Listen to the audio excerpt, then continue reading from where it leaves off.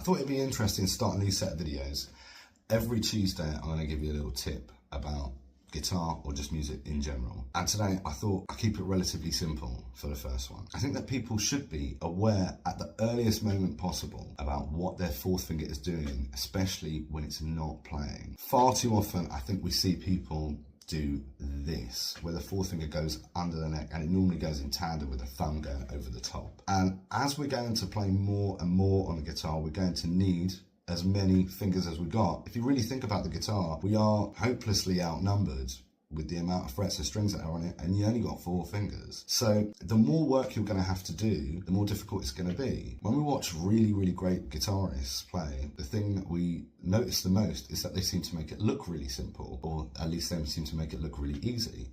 And a lot of that is to do with efficiency. It looks like they're not putting in that much work because they're generally not putting in that much work, or at least not as much as people that are newer to the guitar. So having your fingers out and being ready is only going to increase this efficiency.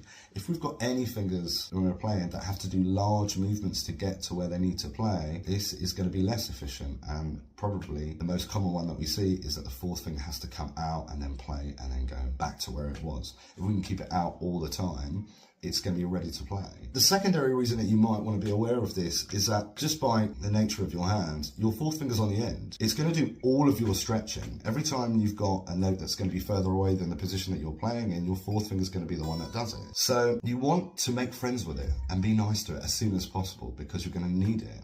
And there's no reason why we shouldn't be able to do everything with the fourth finger that we can with all the rest of them. So if we can do things like slurs with one finger, we should be able to do that with our fourth finger as well. If we're going to be able to do bends, then we should be able to do that with all the fingers as well. And especially if we're doing things like slides. And one of the ones that's probably not talked about, or at least demonstrated very often, is doing ballets.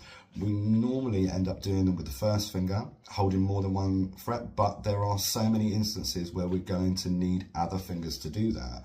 And there's no reason why we shouldn't be able to do it with any of the fingers, and indeed the fourth finger.